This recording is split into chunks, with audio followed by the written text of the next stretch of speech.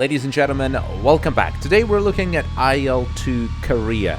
The reason being is, well, quite frankly, I feel that the developers of this new upcoming combat flight simulator aren't very good at marketing, unlike, say, Eagle Dynamics for DCS World, that has very slick, very cool looking trailers. IL2 Korea really doesn't, and I feel like potentially a lot of you probably don't even know about this project. And those of you that do, there's a good chance that you haven't been following any of the developments for the last year or so. So I thought I would do a little overview of what this sim is, where it stands, and perhaps start a little bit of a conversation topic about it regarding why I think this is an important simulator to watch out for.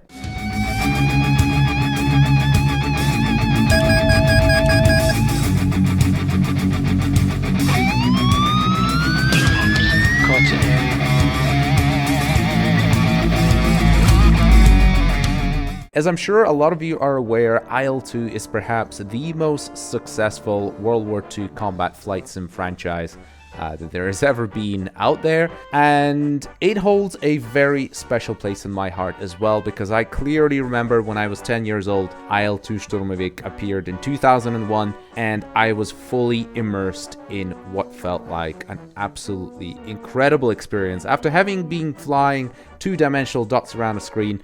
With the appearance of IL2, that got completely transformed, and I really felt like I was flying a real aircraft with real flight dynamics, with an incredible damage model, at least for back then in the day, with all the engine sounds and everything. Just absolutely immersed me.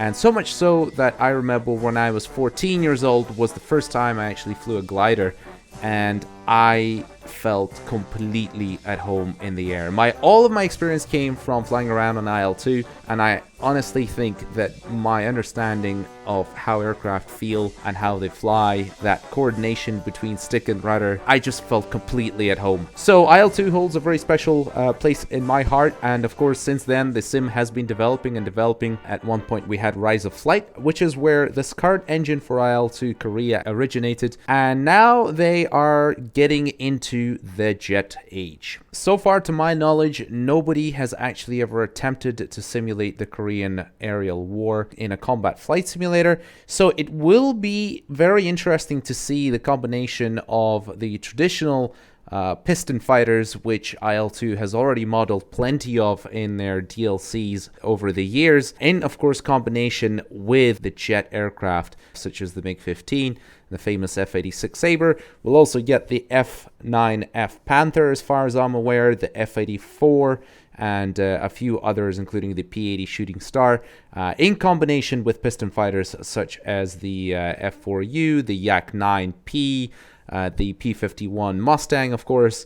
We all know that the standard go-to flight sim when it comes to jet aircraft is most certainly DCS World. Now, you may argue that there is no real competition between the two sims, since DCS World is mostly focused on more modern aircraft and certainly hasn't really modeled the Korean conflict in any way. It doesn't even have a Korean map, so why would they compete? There is one main reason why IL2, above all else, may take my time away from DCS World so long as they nail it, and that is gameplay.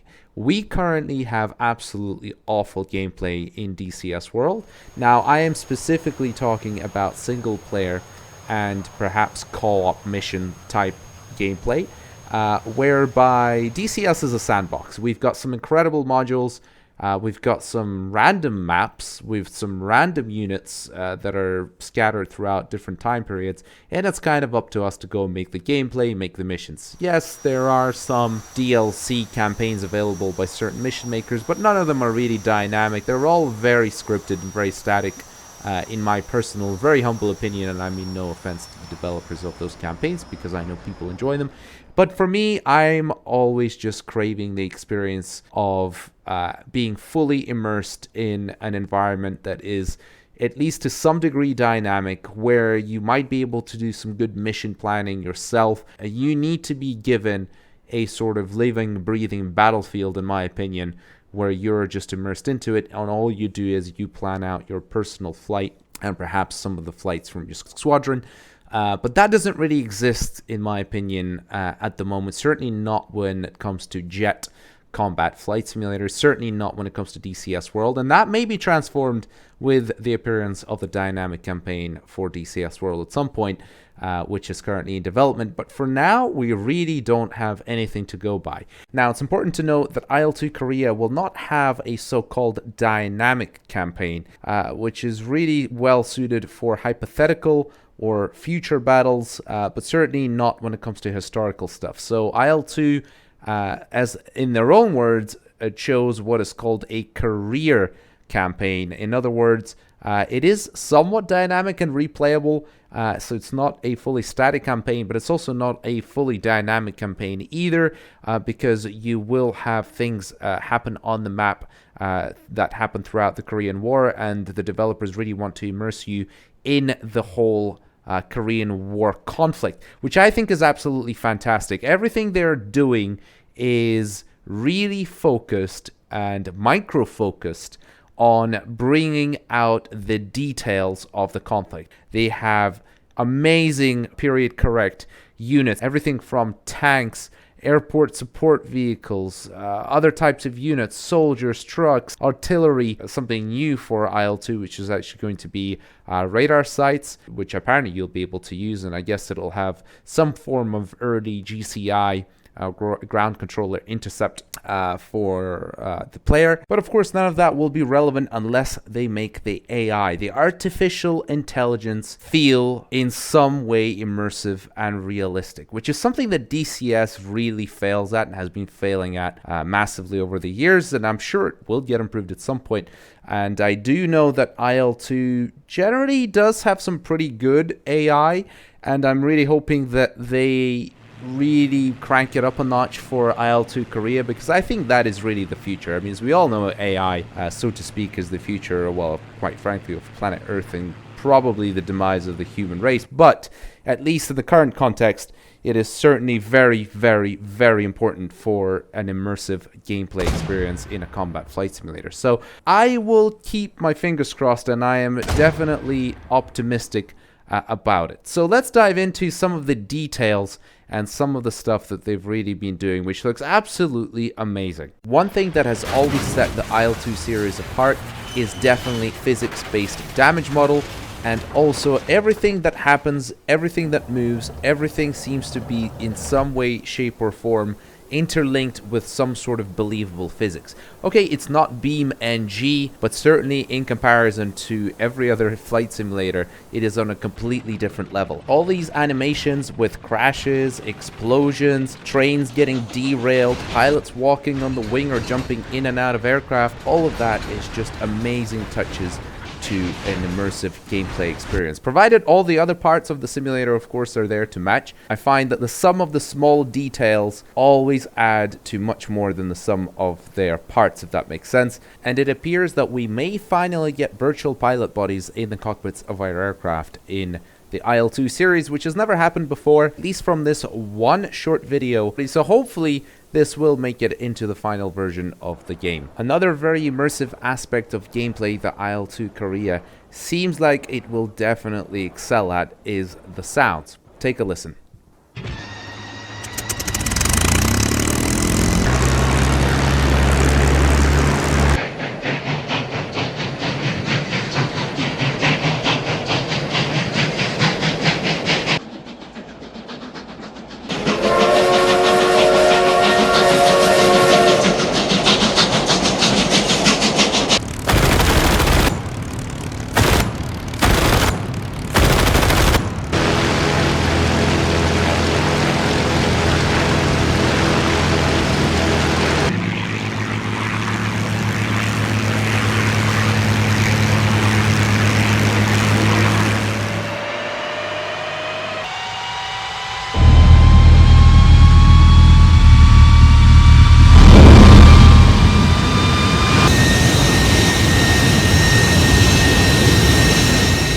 Another aspect of the Korean War that the developers seem to be very keen on simulating are the very large bomber formations. Now, for a lot of you that know what it's like having a large number of aircraft in, say, something like DCS World or other types of simulators, you know that it absolutely crashes the performance because each aircraft is effectively an individual AI aircraft, and that requires a lot of resources from your computer, and therefore having a lot of them in the same place absolutely tanks the performance. So the developers of IL2 Korea seem to have found a workaround in a way to reduce the amount of computing power required to have very large bomber formations, in this case, of course, the B-29 bomber formations, which should add for some very realistic and interesting missions. Some of you will probably ask whether or not these bombers will be player controllable or even multiplayer and multi-crew, but unfortunately, as far as I'm aware, at the moment, the answer is no.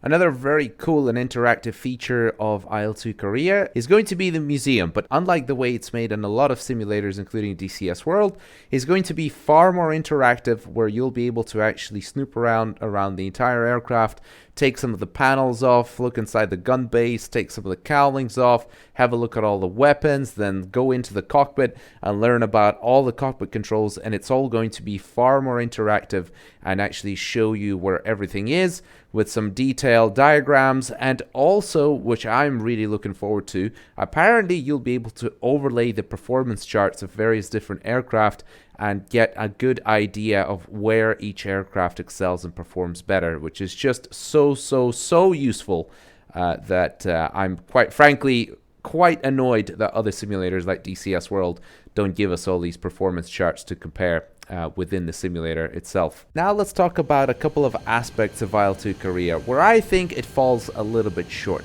So firstly, I think overall in terms of graphics, it's okay. It's not the best. Under some circumstances, the environments, the sunrise and the sunset, and under some lighting conditions, the way things sort of shine and look is perhaps pretty good, but under some circumstances, I think it's a little bit dull and definitely a little bit behind that of what we see currently in DCS World. And of course, there's no comparison when it comes to something like Microsoft Flight Simulator, where that sort of lighting aspect of it and the general graphics are just in a completely different level.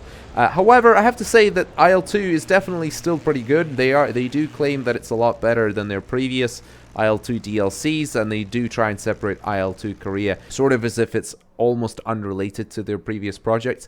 However, we can definitely tell that this is most certainly the game engine that was originally developed for Rise of Flight, and then IL2 Battle of Stalingrad, and then for all the other DLCs that came after that. And they have definitely been tweaking it, they've been improving it, and they've definitely improved. One of my biggest gripes with the IL2 series over the last couple of years, which has definitely been the volumetric grass, which pretty much didn't really exist, and now it looks a lot better. And various other graphical features and aspects definitely have been improved, but I still think it falls short of DCS when it comes to the environment and the clouds. I also feel like it's a little bit behind. It's almost as if you had to choose a few different cloud resolutions in your game settings, I think this is the low, and then there should be a medium and a high, but the one we're seeing here, in my opinion, is more of the low. And overall, volumetric clouds, I think, in DCS World are by far the best, and in fact better than Microsoft Flight Simulator in many ways, certainly when you fly through them, whereas in IL2 Korea, we still have that old technology with the clouds sort of spinning a little bit like the smoke did before in some of the older games as well. So I think it's okay, it's just not that great. When it comes to the details of the actual aircraft and the modeling, again, it definitely falls short of something like DCS World. In fact, I think it falls quite far short of DCS World. But having said that, I think it's more than acceptable, and I think most people will find it more than acceptable. I think it has a really cool artistic style, the way they have been making these aircraft look and feel, and certainly they do in many ways feel very realistic. The B-29s look very metallic, and the way they reflect the sun is just absolutely jaw-droppingly beautiful under certain circumstances. But in other aspects, when you really get close into the details details. I think they're definitely not up to scratch with the modules that we have in DCS World in terms of resolution. However, having said that, I think they do still look very, very good overall. And again, I'm happy to forgive the slightly lower resolution of the skins, provided everything else is good. Now let's really talk about the Achilles heel of IL2 Korea. And in my opinion, that is definitely the terrain.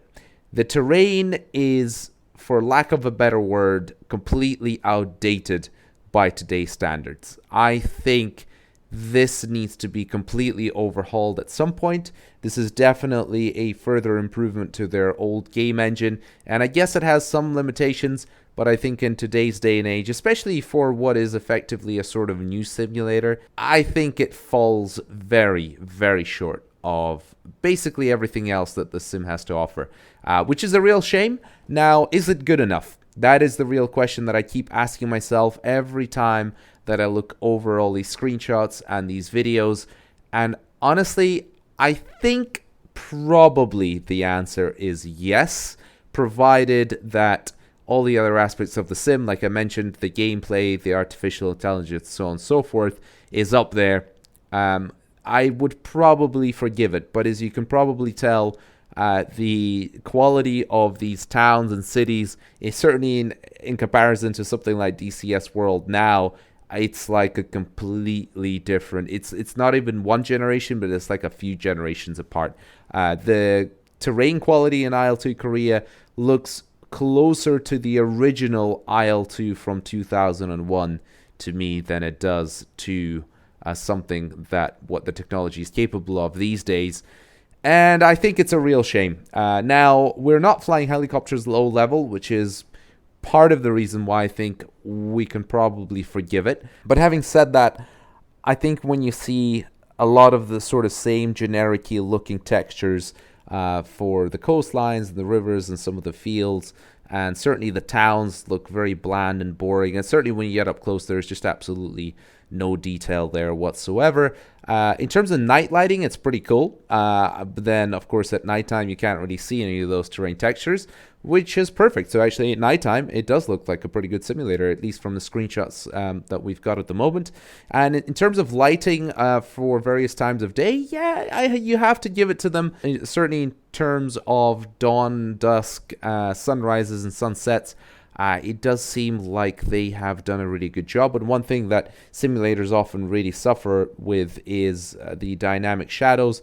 They seem to move in steps and then disappear. As a lot of you will probably know, in DCS World, you have artifacts when it comes to shadows. And so far, at least here, I haven't seen that. But then, of course, we'll have to test this out in the simulator later on. Another slight shortcoming, at least in my opinion, is the fact that IL2 never offered any clickable cockpits, and I've certainly not read anything in any of their newsletters to suggest that that will change for IL2 Korea, but that's not really the end of the world.